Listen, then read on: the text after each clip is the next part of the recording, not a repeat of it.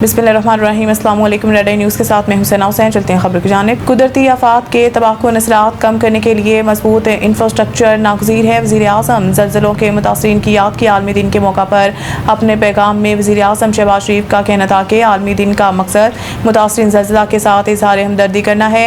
पाकिस्तान दुनिया भर में ज़लज़लों और दीगर कुदरती आफात के मुतासरीन से इज़हार यकजहती करता है। उन्होंने कहा कि कुदरती आफात से बचाव की पेशगी इतलाक़ की टेक्नोलॉजी और ढांचों की मजबूती ज़रूरी है। तामीराती शोबे में फास इक़दाम को शामिल करके ज़लज़लों से होने वाली तबाही को कम किया जा सकता है। इनका कहना था कि पाकिस्तान में अक्टूबर 2005 का तबाहकुन ज़लज़ला कौमी याददाश्त पर आज भी नक्श है। ज़लज़ले से 80,000 अफराद जाँ बहक, आज़ाद कश्मीर और खैबर पख्तूनख्वा के 30 लाख अफराद बेघर हुए हैं। सानिया 2005 ने मुल्क के इंसानी, समाजी और माशी सतह पर गहरे असरात छोड़े। सानिया 2005 कौम के हौसले, इज्तिमाई अज़म और बहादुरी की भी याद दिलाता है। वज़ीर आज़म ने कहा है कि मुल्क में इस्तेदाद बढ़ाने और अवामी आगाही हुकूमत की तरजीहात में शामिल है, जिसके तहत कम्युनिटी फर्स्ट रिस्पॉन्स की तरबियत, पाकिस्तान स्कूल सेफ्टी प्रोग्राम के जरिए निसाब में आफात से मुतल्लिक तालीम की शमूलियत और जोग्राफियाई मालूमाती निज़ाम सैटेलाइट मॉडलिंग में सरमायाकारी की जा रही है। अमरीकी सदर ट्रंप के ईरान के खिलाफ तवील मुद्दती बहरी नाकाबंदी की हदायत। गैर मुल्की खबर रसाई इदारे की रिपोर्ट के मुताबिक अमरीकी सदर डोनाल्ड ट्रंप ने मशीरों को हदायत देते हुए कहा है कि ईरान के खिलाफ तवील मुद्दती बहरी नाकाबंदी की तैयारी करें। इनका कहना था कि ईरान की मईशत और तेल की बरामदात पर दबाव जारी रखा जाए, ईरानी बंदरगाहों से आने जाने वाली शिपिंग को रोका जाए। बमबारी शुरू करना या तनाज़ा से बाहर निकलना नाकाबंदी बरकरार रखने के मुकाबले में ज़्यादा खतरनाक है। ट्रंप ने कहा है कि बादशाह 40 मुतफिक हैं कि ईरान जोहरी बम नहीं रख सकता। अमेरिका ने ईरान को फौजी शिकस्त दी है। बरतानिया से तारीखी रिश्ता उजागर करना फितरी है। सियासी अलहदगी के बावजूद अमेरिका और बरतानिया की दोस्ती बरकरार है। तर्जुमान अमरीकी सेनेट कौम के मुताबिक अमरीकी नाकाबंदी से ईरान की समुद्री तजारत मुतासर हुई। अमरीकी अफवाज ईरान आने और जाने वाली तजारत को रोक रही है। चाबहार बंदरगाह पर जहाज़ों की बड़ी तादाद जमा है। चाबहार पर 5 जहाज़ होते थे, अब ये तादाद बढ़कर 20 से ज़ायद हो गई है। दूसरी जानिब ईरान ने UN सेक्रेटरी जनरल को ख़त में अमरीकी नाकाबंदी की मज़म्मत करते हुए ईरानी जहाज़ों को रोकना और असासे ज़ब्त करना समुद्री कज़ाकी करार दे दिया। यूक्रेन दिफा के लिए 9/11 के बाद जैसे इत्तेहाद की ज़रूरत है। शाह चार्ल्स अमरीकी कांग्रेस से खिताब करते हुए शाह चार्ल्स ने वाइट हाउस प्रेस डिनर हमले की मज़म्मत की और कहा है कि तशद्दुद का ये अमल कभी कामयाब नहीं होगा। जमहूरी ममालिक अपने लोगों के तहफ़्फ़ुज़ के लिए मुतहद रहेंगे।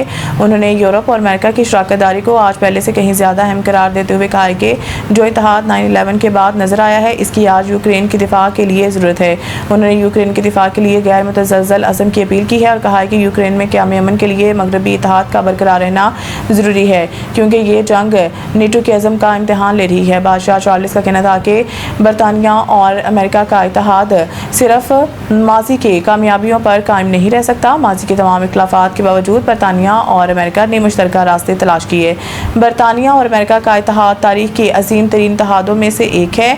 इसके अलावा शाह चार्ल्स ने माहौलियाती तहफ़्फ़ुज़, इंसानी हमदर्दी और मज़ाहिब के एहतराम को फ़रोग़ देने की ज़रूरत पर भी जोर दिया है और कहा है कि मौजूदा गैर यकीनी दौर में रवादारी और आज़ादी जैसी जमहूरी इक़दार का दिफा ज़्यादा ज़रूरी है।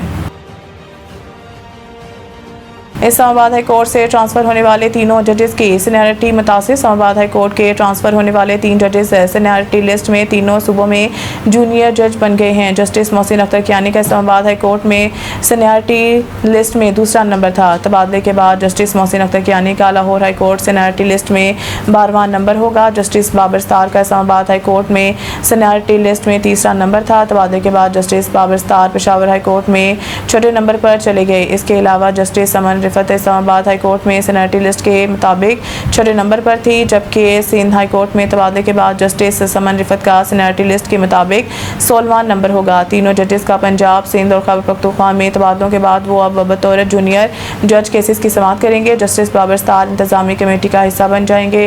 दूसरी जानिब इस्लामाबाद हाई कोर्ट के जजेस की ट्रांसफ़र के बाद नोटिफिकेशन ताहाल जारी ना हो सका।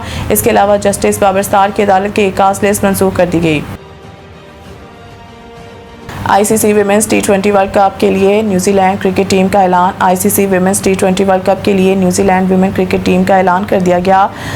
अमेलिया कर 15 रुकनी टीम की क़यादत करेंगे। सूफी, डिवाइन और सूजी बेटिस भी स्क्वाड में शामिल हैं। सूफी, डिवाइन और सूजी बेट्स आखिरी मरतबा वर्ल्ड कप खेल रही हैं। वर्ल्ड कप के बाद दोनों क्रिकेटर्स रिटायर्ड हो जाएंगी। ICC women's T20 world cup 12 जून से इंग्लैंड में खेला जाएगा। T20 वर्ल्ड कप से कबल न्यूजीलैंड विमेन टीम इंग्लैंड के खिलाफ 3 T20 मैचेस की सीरीज खेलेंगी। मज़ीद न्यूज़ अपडेट के लिए देखते रहें रेड आई न्यूज़।